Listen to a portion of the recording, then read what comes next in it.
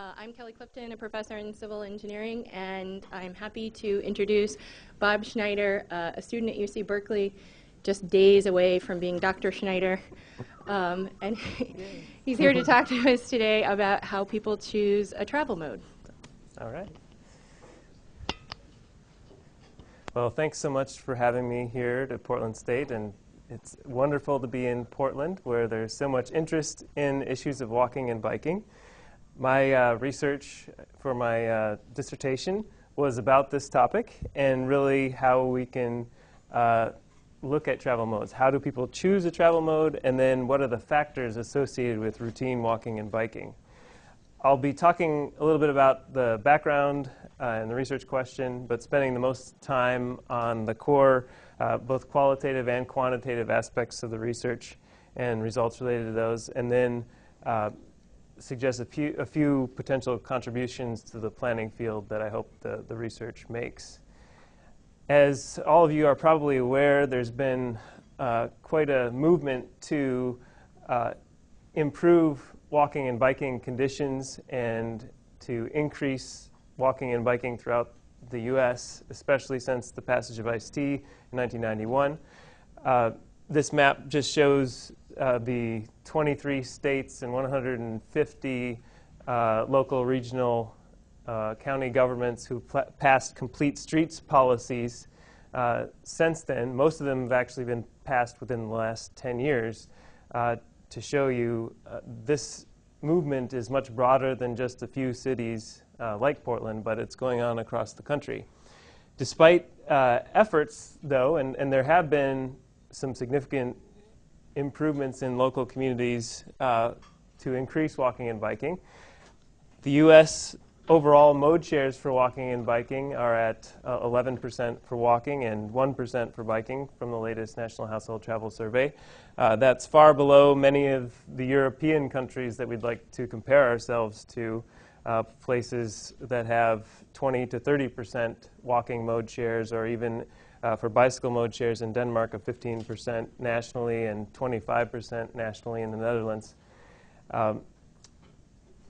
That's overall trips, but if we look down into a routine type of trip, such as shopping trips, we see that automobile mode share is even more dominant for those routine types of trips. It represents 89% of all of those. Walking is only 8%, biking is only 1%.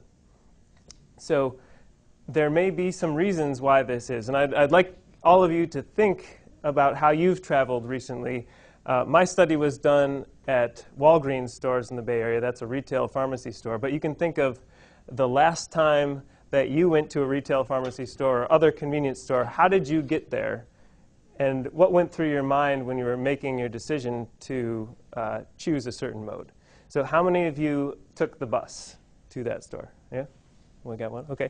How many of you drove your automobile? A couple of those. How many of you took a bicycle? A lot of those. You're not representative of the US population.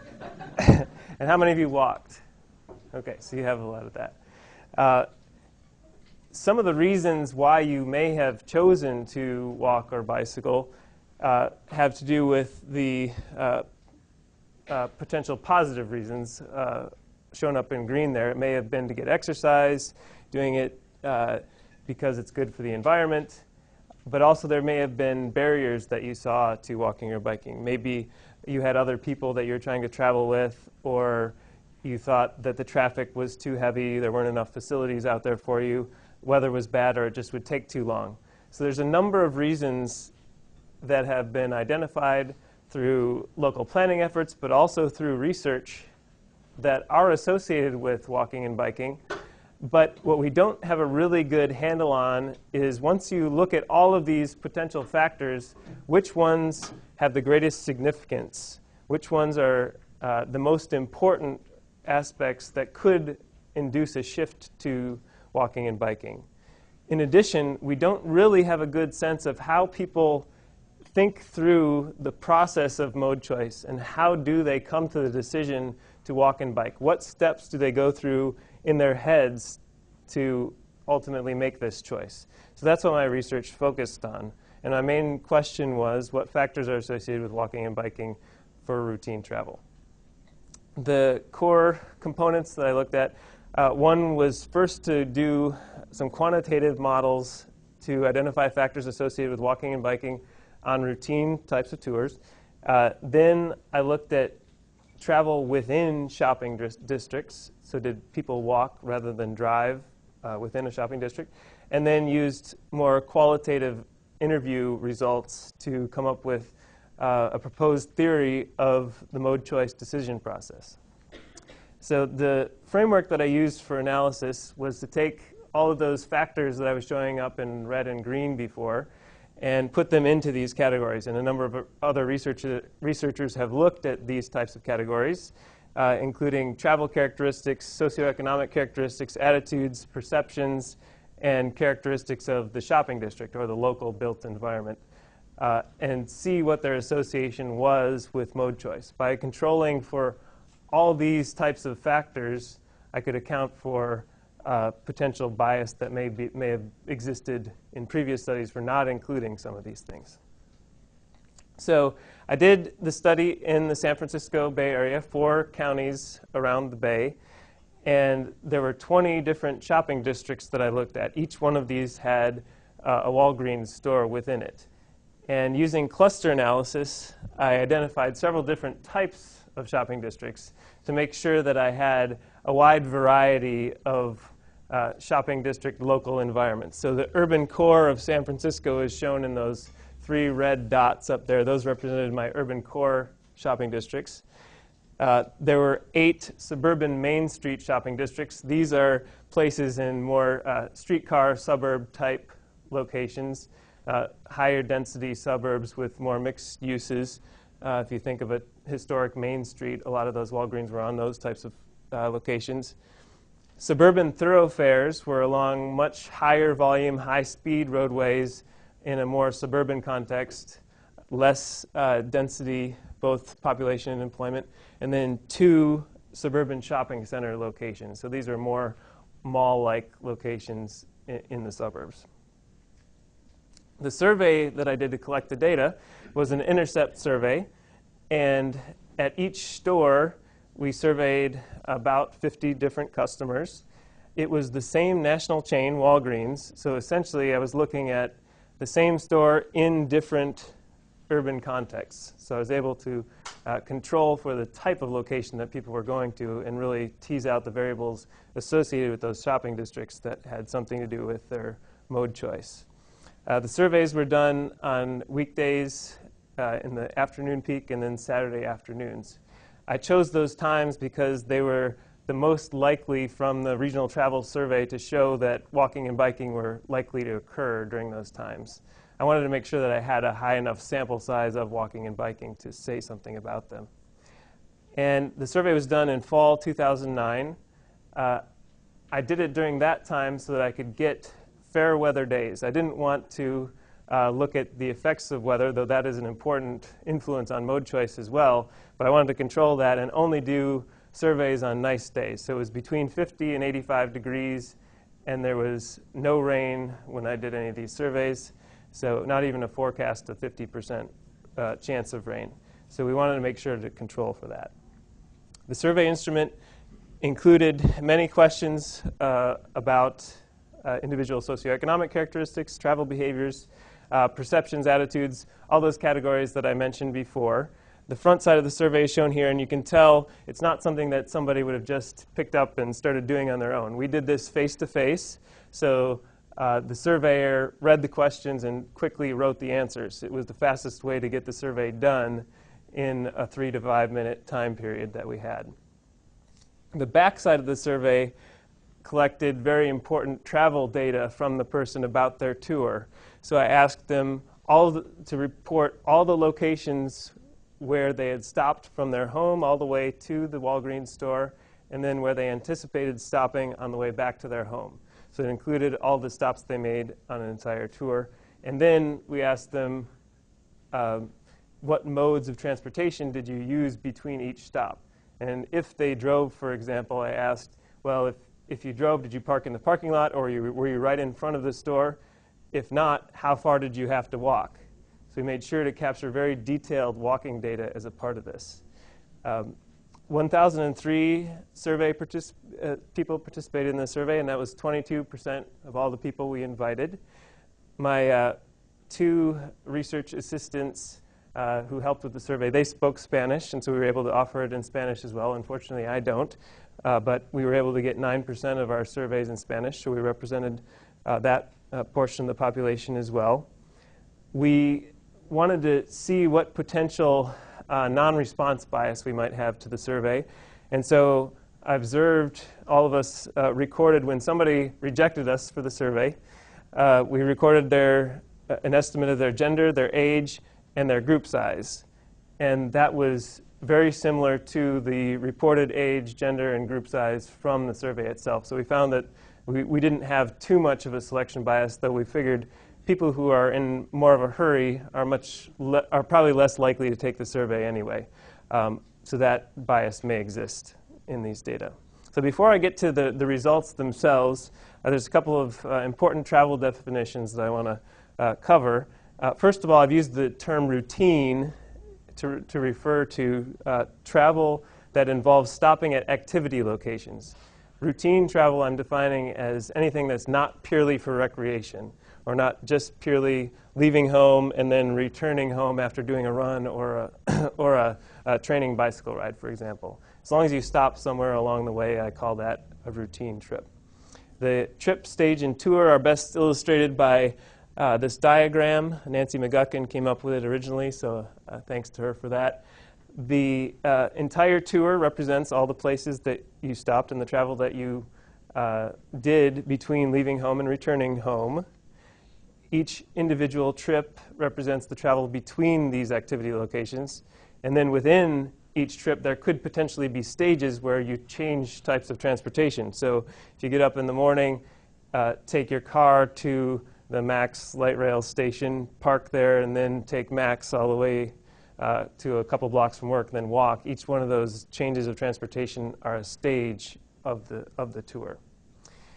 Just to illustrate this way of recording travel data in terms of tours, here's one of the surveys. And this shows a 2-mile radius around the Walgreens store in San Mateo, and some scribbles, which are our detailed notes on what the people actually did. But it's easier to look at this on a cleaned up aerial photograph than our scribbles. Basically, what this respondent did was they went from their home, walked 1 block to where their car was. They got in their car, drove it to right next to the Walgreens store. But they didn't go into the store at that time. They actually walked over to several other locations around downtown San Mateo before returning to Walgreens, where they went in, did their shopping. On their way out, that's when we surveyed them. They told us we're going to get back into our car and park a block from home and then return home. So that itself was the entire tour that we captured for that person. And of course, that allowed me to spend several months putting data into GIS and able to analyze the trip distances as well as the distance by mode and where each of the locations were. You'll notice that this particular tour, the primary mode of transportation that most regional travel analysts would say is that it's made by automobile, because that's the greatest distance mode that's on this tour. You see, of course, there was some walking that went into that, and that's particularly important. But we'll leave that just for now, and I'm going to focus this next part on the primary mode of transportation that people used. So the 959 people who provided enough detail for me to record an entire tour, this is their mode share. So 2/3 of those people traveled by automobile, 21% pedestrian, 2% bike, and 10% transit. Now, this is different depending on which shopping district I did the survey in. You'll see the downtown core and San Francisco sites are much more multimodal than eastern Contra Costa County or Alameda County, which are much more suburban locations, very automobile-oriented. Though it's interesting to note that even in those automobile-oriented locations, several people had walked or bicycled as their primary mode. So we can't say that people just don't walk out in some places, there's evidence that they do. You'll see that the green sliver on Berkeley is where the most people bicycled. So we had a fairly high representation of bikes from that area, though they did come from other parts of the region as well. So looking at that geographic pattern suggested that there were some differences in the areas that may have been associated with mode choice. But I wanted to also look at some of those other characteristics besides geographic proximity and features of the local shopping districts that may have to do with walking, biking, and using other modes. So I looked at each of these potential explanatory variables in the categories I mentioned before, used more than 70 variables altogether, and used the mixed logit framework to identify which characteristics had significant associations with mode choice. So just very quickly to describe the mixed logit framework, each one of these equations represents the utility or the attractiveness of using a particular mode relative to the others. So walking, transit, or automobile in this three-mode case. And this part of the equation essentially explains the association between the measured variables and the mode choices. Mixed logit is really flexible, though, and it allows you to use the error term to account for several other things. Because I had 20 different stores and 50 people at each store, I wanted to account for potential error that people at the same store might have. And so that's captured in this part of the error term. And also potential correlation between people who chose particular modes. So people may be more likely to shift between walking and biking than to shift between walking and transit, for example. These may be more substitutable. So I wanted to test that. You'll note I don't present any results related to these nesting relationships between walking and biking or between any other modes because I didn't find any. That just is what I found in my data. There may be others in other types of places, but I checked for it and I didn't find it in this case. So the first model that I developed was for people who left home and made all their stops within the shopping district. So made all their stops within 1/2 mile of the Walgreens store where I did the survey. They may have just gone to the store and then come home, but they may have gone to the store and then a few other places as well and come home. But it's all within the shopping district. So there are 388 people who did that. And you'll notice that this model just looks at the choices of walking, transit, or automobile. I didn't include bicycle in this one because only 9 of my respondents who made the trips to the shopping district and back rode a bicycle. That was a little bit too small to include as a mode in this choice model. So this is for walk, transit, or automobile. And looking at the factors that were significant in this model, I'm focusing first really on the choice of walking. So the factors up here that are shown in green have positive associations with walking. The ones that are shown in red have negative associations with walking. You'll see, just as an example, people who didn't carry bags were more likely to walk than to use transit or automobile. That's not surprising. And people with physical disabilities were less likely to walk and more likely to use those other modes. In all of the models, and I'll say this now because it was a highly significant factor in all the models, distance or time was critical. So longer distances, longer times are negatively associated with walking or bicycling. That's controlled for in each of these. So after accounting for travel and socioeconomic characteristics, I looked at attitudes and perceptions. And you can see that there's a significant association between people who enjoy walking and the people who made the choice to walk. So there may be a certain predisposition towards wanting to walk and people actually doing it. There was a counterintuitive relationship between perceptions of crash risk and walking.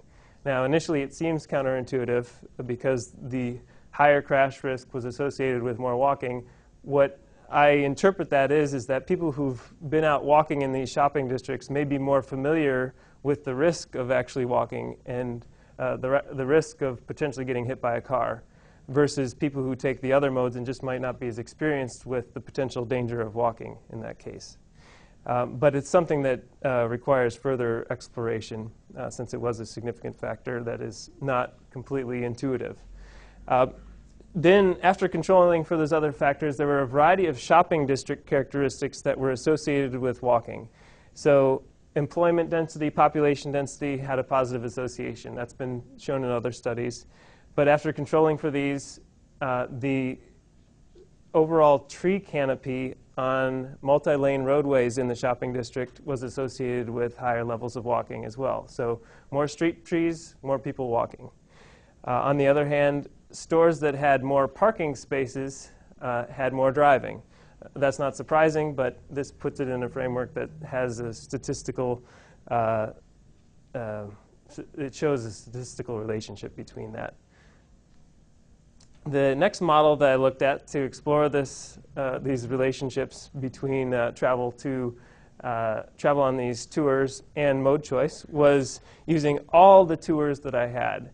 So that included people who may have gone to other locations outside of the shopping district, as well as stopping at the Walgreens store and going home. So it included walking, biking, transit, and automobile. Overall, I'm going to focus these results on the associations with bicycling, but you should be aware that these are preliminary findings and really exploratory because there's a total of 21 bicycle tours within this whole model. So it's important to know that this is sort of a beginning in looking at these factors from a multinomial or a mixed logit framework. So after controlling for some of the similar travel and socioeconomic characteristics that came up with walking, though I should point out that being female was associated with less likelihood of bicycling, which has been shown in a number of other studies. Looking at attitude and perception, people who enjoy bicycling were more likely to bicycle. In fact, every single one of the 21 people who responded to that, who was a bicyclist, said they enjoyed bicycling. There was not even any variation in that to include in the model.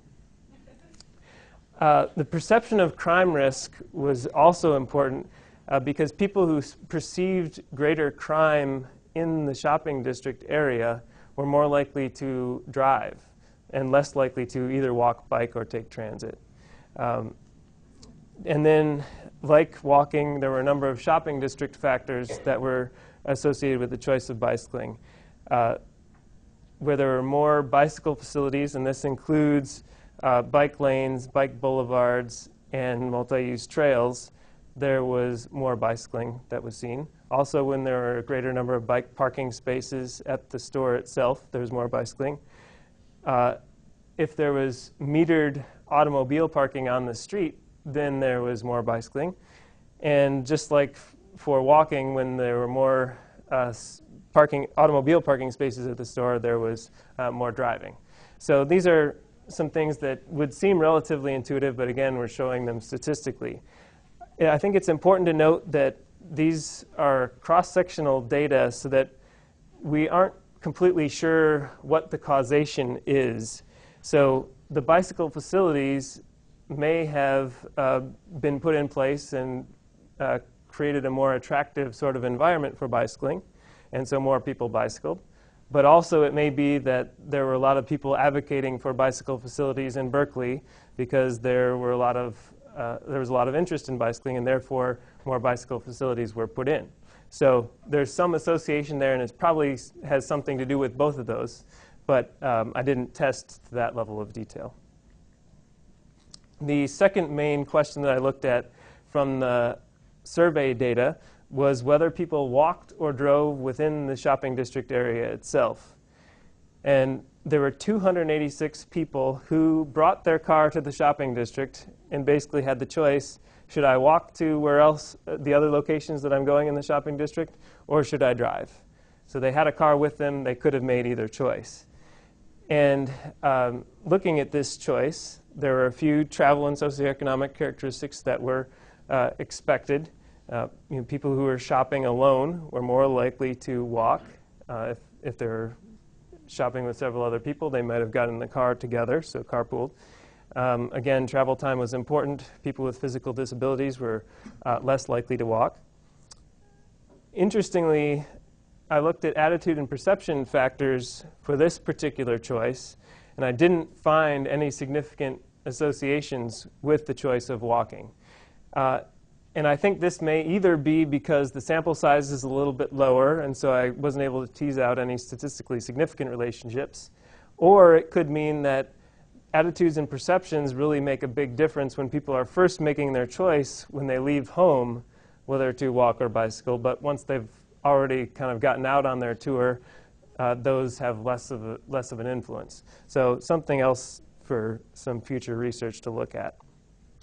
But on these trips within the shopping districts, the characteristics of the shopping district themselves were very important.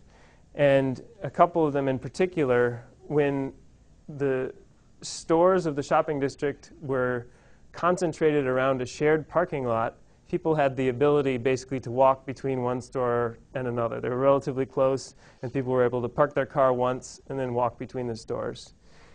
On the other hand, if the shopping district was along a main roadway that had more driveway crossings and had a higher roadway speed limit, you saw fewer people walking and more people driving.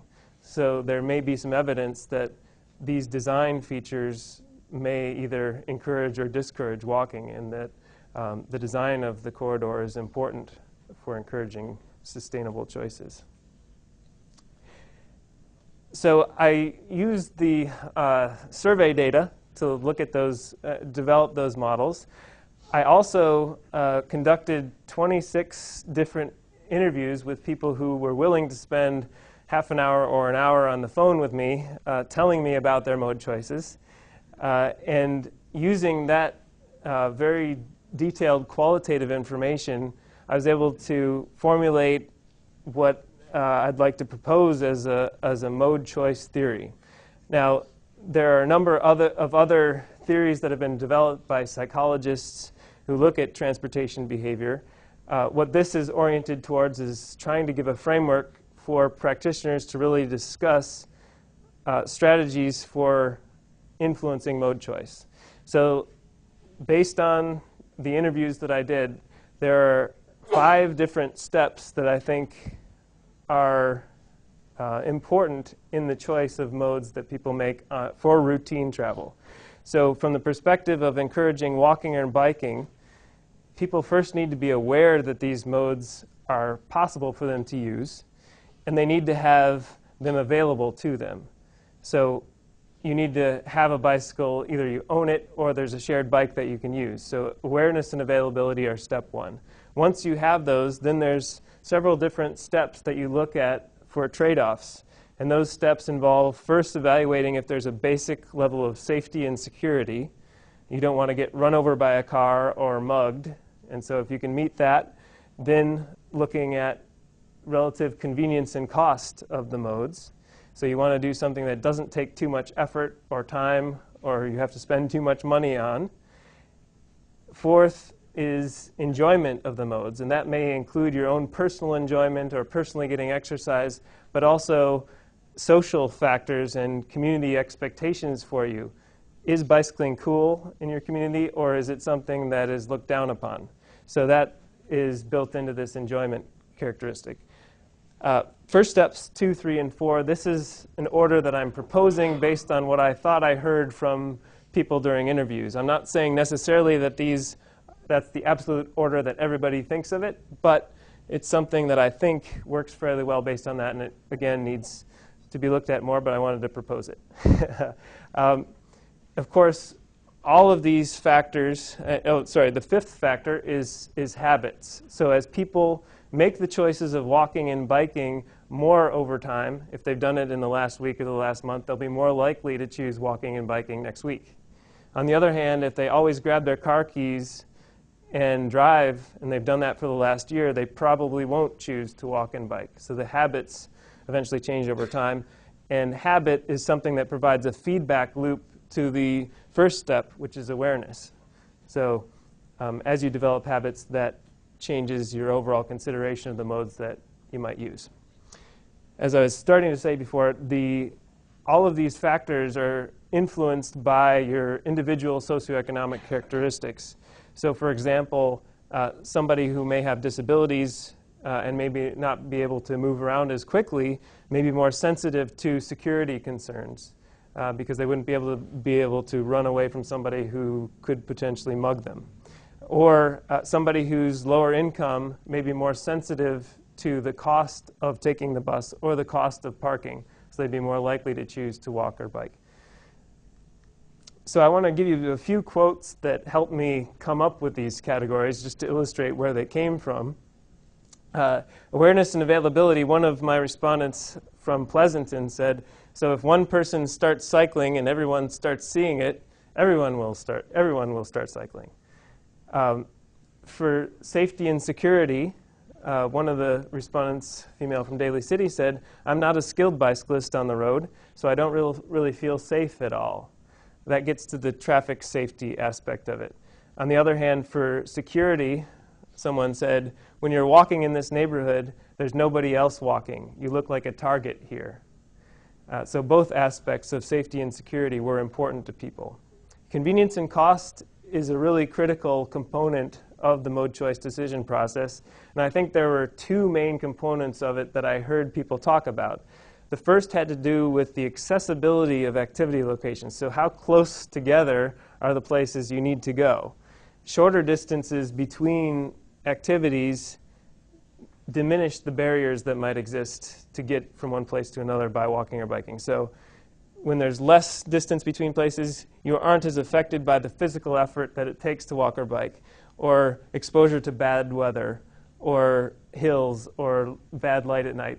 When you're doing those over a short distance, those don't become as bad. But on the other hand, when there's greater distances between activities, those barriers get magnified. And so that's the aspect of accessibility. There's also the importance of the price and availability of automobile parking. So lots of people said, well, if I have to pay for parking or parking is tough, that's going to make me want to take my bike or walk more.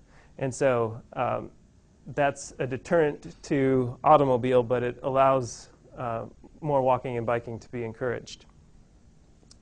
And there's an important geographic relationship between these convenience and cost, this convenience and cost step. And it's illustrated by a couple of these quotes. So here's a suburban resident who said, the next grocery store is about 4 to 5 miles away, and I wouldn't think about walking or bicycling. On the other hand, somebody who lived in the urban core area of San Francisco said, everything for us is like almost walking distance of where we go. I never drive. In terms of parking, a suburban resident says, living here in the suburbs, you get really used to parking not being an issue. Wherever you go, you can park. But in the city, this person says, I travel less because I know coming home there won't be parking. So you can see those convenience and cost factors were really important to people. On the enjoyment side, this person summed it up really well. He said, bicycling is a good way to get some exercise, and it's less pollution. Part of it may be that it's kind of trendy. So you see that it's a personal benefit in terms of exercise. You've got a social or environmental benefit of less pollution, and then the social aspect of it being trendy. All those aspects go into enjoyment. And then lastly, habit. This person said, I think that getting into the habit of walking and bicycling early makes one, I think, more likely to continue doing them into their later years. So that just reinforces the idea of habit. It's important to really think about this mode choice process because it suggests particular strategies that planners, designers, and engineers can use to influence how mode choices are made. And so strategies targeted at each of these steps are important for making mode choices and causing shifts in the way people travel. And a few of the strategies that highlight within each step. For awareness and availability, things like Bike to Work Week or Bike Month, Walk to School Day, all help increase awareness. The Portland Smart Trips program, individualized marketing is a way to get at this. But in terms of availability, bicycle giveaways or bicycle sharing around a community. Also, signs and markings can help advertise bicycling in particular, but also walking as modes that can be used. Just seeing these out in the environment might make you think, oh, I could take my bicycle to go to that place. In terms of basic safety and security, there are a number of engineering and design treatments that people really want to see in terms of safer intersection facilities, safer bike lane designs. Many of the people who I talked with were people who didn't ride their bicycles very much. And they said, we really want to see designated space for bicycling. We don't want to ride close to where cars are. Having pedestrian safety, improved pedestrian crossings along multi-lane streets, those are types of things that can increase safety and security. Also, education of bicyclists, pedestrians, and drivers. Through education, you can help people feel more comfortable and have safer behaviors out on the streets, as well as increasing lighting at night to make people feel more secure walking or biking, and also better enforcement of crime and traffic safety to help mitigate concerns about safety issues. Convenience and cost, there are a number of things that can be done, in particular from the land use side on a longer-term strategy. This is an example from Madison, Wisconsin, near where I grew up. The mall that is there now and was there in the 1980s, it originally had a parking lot out in front of it. The big red blob is the mall itself. The gray is the parking lot. In the last 5 years, they redeveloped the parking lot to include more commercial space as well as new condos and residential uses. And so now people are living much closer to where they can do some of their daily activities. And so that's increasing the convenience through land use policy. You guys see this all over Portland, but this is from San Francisco, where they took a parking space away and put in 10 bicycle parking spots. Took an automobile parking spot away and put in 10 bicycle parking spots. That improves the overall convenience of bicycling. And at the same time, if you reduce the overall number of parking spaces, you can make that slightly less attractive. You can also increase the parking costs to help balance out the overall attractiveness of each mode in these cases. Enjoyment can be improved by things like planting street trees. A lot of people said that they thought street trees were important, and that just helps provide additional evidence to what I found through the models. But also providing comfortable bicycle facilities. I mentioned bicycle facilities before as a safety improvement, but they're also ways to increase the enjoyment of the activity as well. And then advertising the overall social and environmental benefits of doing things like walking and biking can help people really realize and enjoy what they're doing.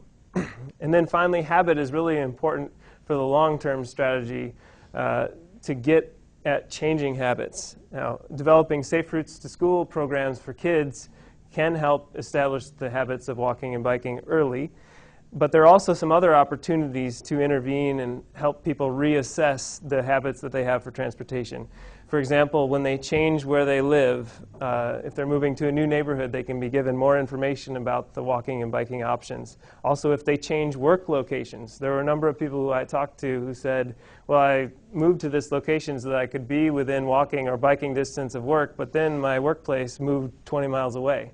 And so when those changes are advantageous for walking and biking, we definitely want to get people to know that it becomes a possibility.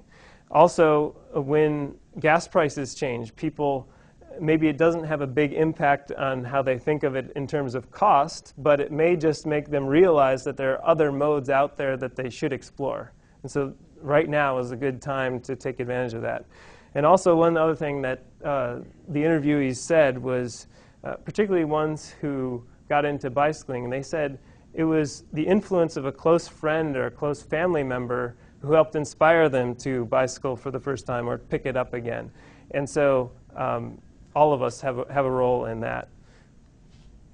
Now, most of the steps 2, 3, and 4 in the theory, I had some evidence from the mode choice models I showed earlier, but I want to just point out that there is some evidence from the survey to support the awareness and availability step and habit. So people who had bikes available and automobiles available were more likely to consider bicycling and driving. That's not at all surprising, but it's survey data to support that theoretical step. And then habit, very similarly, if people typically walked or typically biked, they were more likely to actually choose those on the day I did the survey.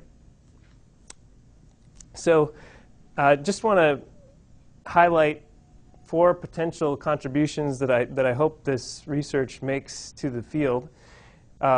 First of all, looking at the factors that I considered, I included 5 different categories. Back in the 60s and 70s, a lot of these travel behavior studies really focused in mainly on travel characteristics and socioeconomic characteristics.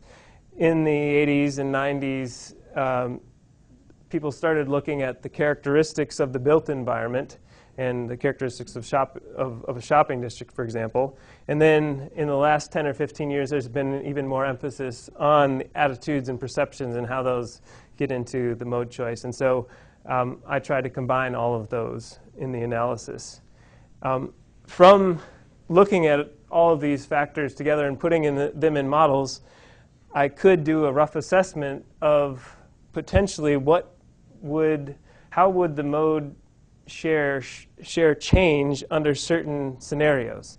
So if you do a combination of things, how would that change the mode share of my respondents in my sample? So for example, the base, which is what I surveyed today, is this. If we had done something like provide less street tree canopy, larger parking lots, lower population and employment density, by the way, which is something our country was very good at for 50 or 60 years, we would see more driving, less walking, and less transit use. And of course, that's what we saw for 50 or 60 years. On the other hand, if we do the opposite of those things, more street tree canopy, smaller parking lots, higher population and employment density, the model suggests that we could see more walking than driving among the survey respondents that I looked at, more transit use. Looking at the other model just of travel within the shopping district itself, making the positive changes over to the right, this would shift walking from just over 30% to almost 60% of the travel that was done within the shopping district, and automobile would go down below walking as a mode share. These results that I'm presenting here, again, they're preliminary based on San Francisco data. One thing that they don't do is account for how people would actually change their travel habits. And so it doesn't look at the predisposition that some people may have, but it does, just at a basic level, allows us to look at what potentially could happen in the future if we did things like these. Again, overall, this is the overall mode shift that could happen under 5 different treatments altogether. And you can see, again, we're decreasing the overall automobile mode share and making it a more multimodal situation.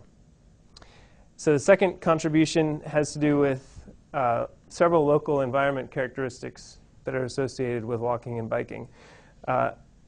A number of other studies have seen improvement or seen associations with population density and employment density, but there aren't too many that have really noted the association between tree canopy and walking. Also, driveway crossings and speed limits on main commercial streets. Number of parking spaces at a store, that being negatively associated with walking and biking. And then the perception of crime. There's some literature a little bit on that, but this adds to that and provides some more evidence that maybe the perception of crime is a deterrent to walking and biking. And Jennifer Dill and some other folks have done some really good research on bicycle facilities and their association with bicycling. But this adds to that literature, even though it is relatively exploratory and showing there's an association with more bicycle facilities and more bike parking and bicycling. Third has to do with documenting and analyzing those short pedestrian trips that I mentioned a while back. Just looking at the pedestrian trips from a traditional regional travel analysis standpoint, we said that 21% of all the tours that I analyzed were walking tours. So that was the primary mode, was walking. If I looked at the total distance or person miles traveled on each of those tours, walking only represented just under 5%.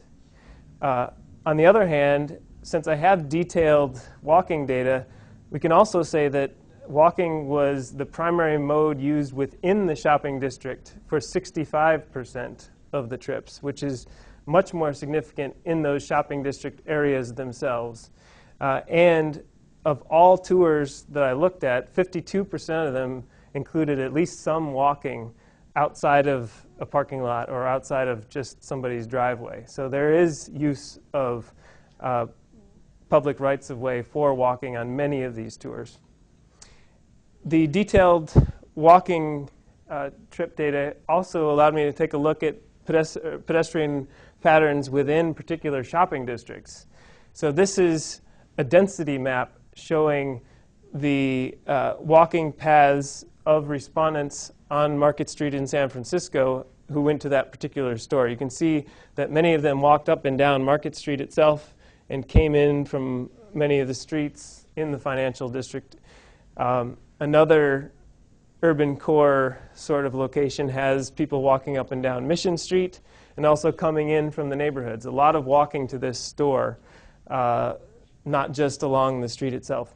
On the other hand, if we look at the suburban Main Street sort of situation, this is Burlingame, there were many people, the walking paths seemed to be concentrated on the main street itself where the commercial properties were. There weren't as many people coming from the neighborhood streets to get to that store.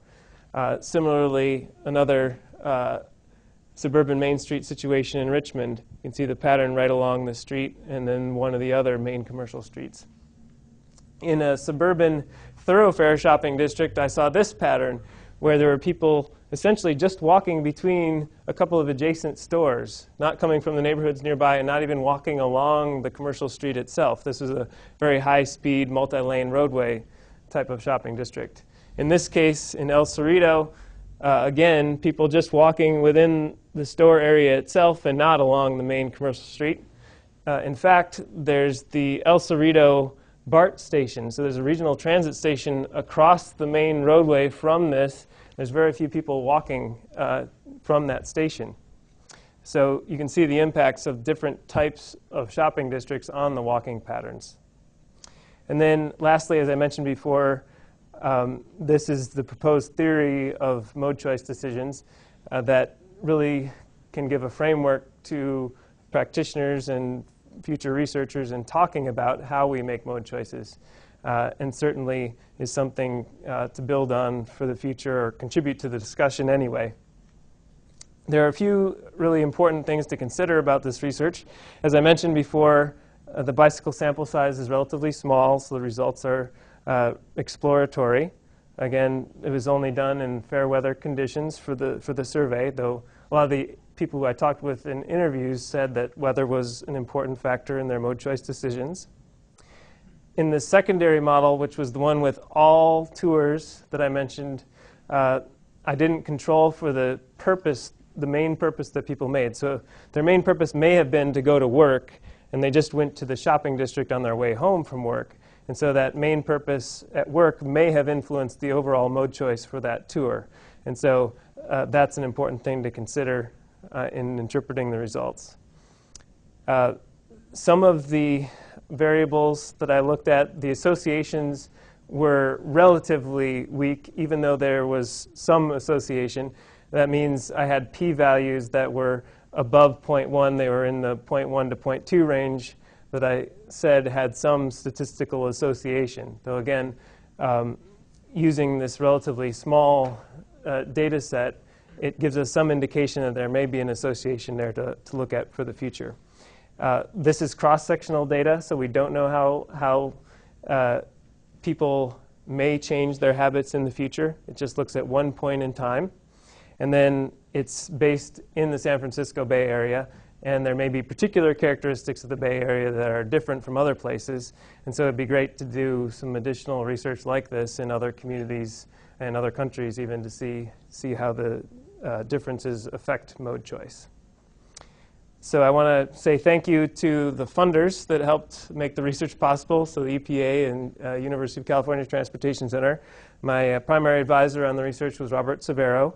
And then I should mention my research assistants who were very helpful, Carlos and Melissa, and then the Walgreens Corporation itself, because they allowed me to do a survey on their property, and I'm very lucky to have that, that opportunity to do so. And with that, I'll take any questions you have. Thank you. And I just want to remind you all, as we do every week, to please use your mic at the table for the benefit of the people listening online. And if there isn't a mic, I will bring you one. And I also understand there's a lot of people in the overflow room. So if they have questions, I think you should just come on in for that. So, great. Okay, yeah. You had this Walgreens right here where it's right up to the sidewalk, and then you have another picture that shows a parking lot right in front. Did you see any differences between that and the mode choice that people were using? Yes, and the way that I captured that in the models particularly was through parking lot size.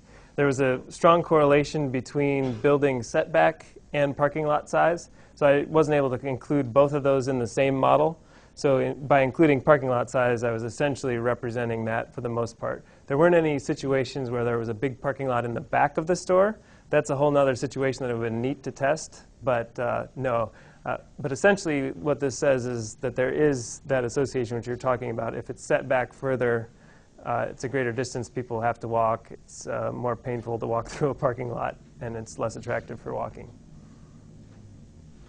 Yeah. So one of your socioeconomic Yeah. was using students, and students are probably at a younger age. Did you notice any correlations with age with regards to increased walking or biking, anything like that? So student status was associated with age, and that was associated with more walking and biking.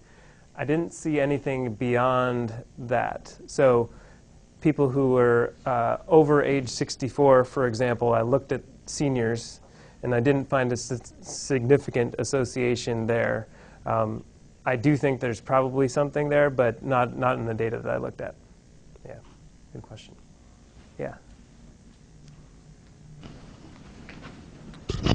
Thanks.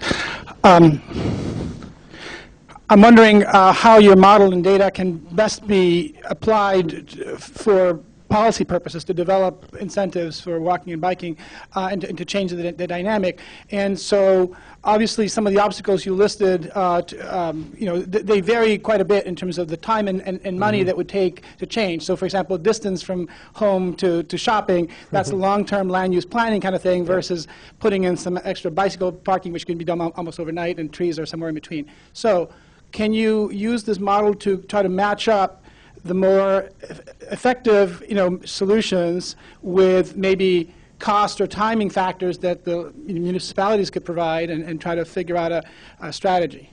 Yeah.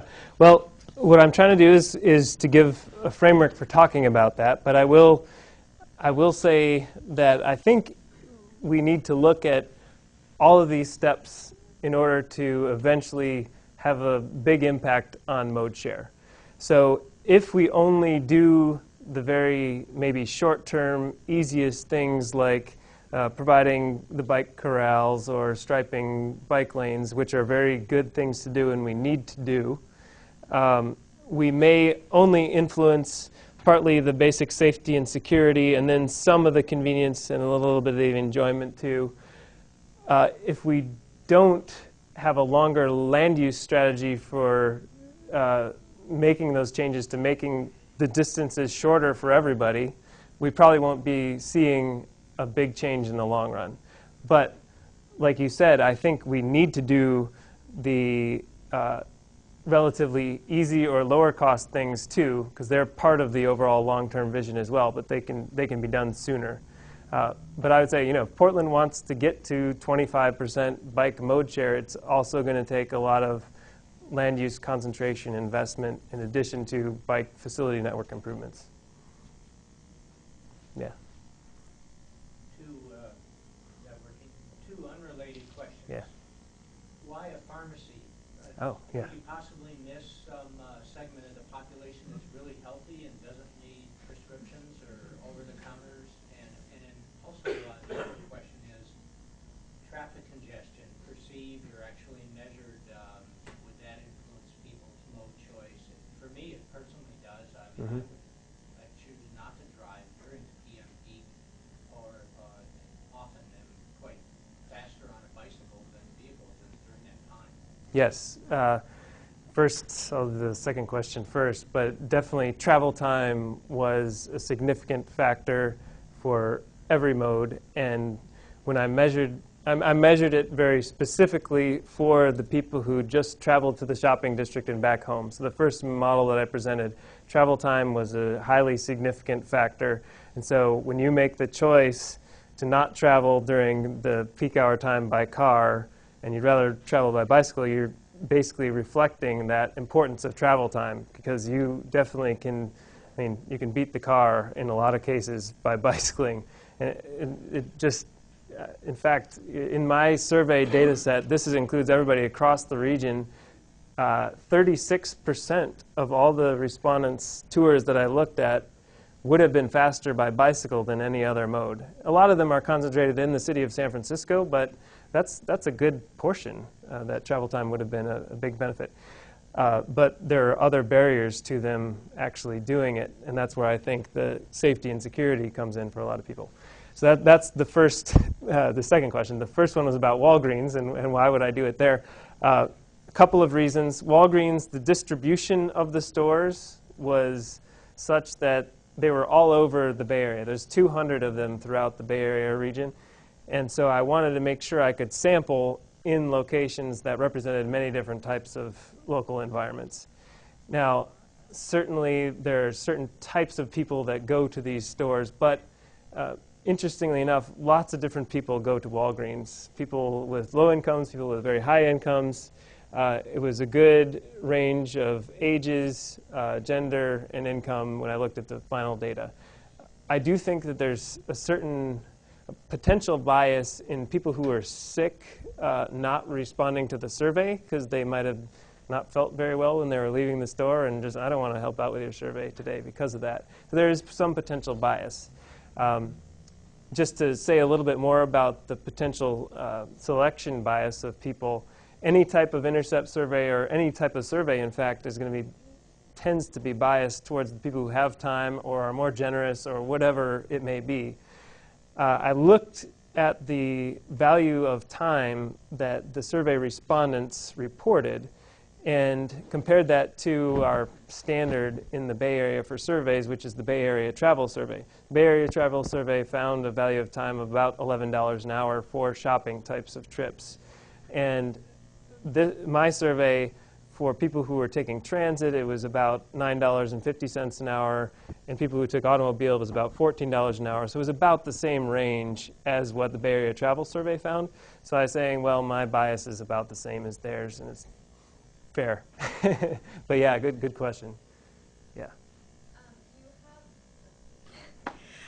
Since you have this data that's much more detailed than a typical travel survey as far as the sort of smaller trips people take, I was wondering if you did an analysis of mode share by travel time as opposed to by travel distance to see how walking and biking stack up against driving. Yeah, so no, I didn't. I should say about travel time, the travel times that I was talking about there where bicycling was faster than automobile, essentially for this discrete choice modeling, I had to estimate the bicycle travel time that every single one of the potential respondents would have had. Now that was based on using Google Earth and their estimates of what a bicycle travel time would be. So it's not their actual reported time, but it's just an estimate of that. And I estimated the travel time by all modes and travel cost by all modes and included that. So I could do some more detailed analysis to look at those estimates and how they would compare, but I haven't done that. Yeah. This is just a clarification. I was just wondering, your respondents who were physically disabled and using an electric wheelchair or something like that to transport? How did you classify them, as walkers or bikers? They were classified as pedestrians. I used the term walking fairly liberally in this presentation. Walking represents all pedestrians using assistive devices as well. When people reported disabilities, though, in the survey, they were self-reporting. So there are some people who may have had a disability that we couldn't see visibly, but they said, well, this keeps me from walking or biking because I have a really bad knee. Surprisingly, there were, I don't have a specific percentage on that, but a fair amount of people said that, and so I found that to be very interesting. We can't necessarily just observe that. It's something that we need to talk to people about. Well, I think we are out of time. So please thank Bob Schneider for a great talk today. Thank you. And I want to put in a plug for next week. Nico Larco from the University of Oregon will be here to talk about Sustainable City Year and his new model for interdisciplinary research. Cool. Thanks. Thanks. That's fun.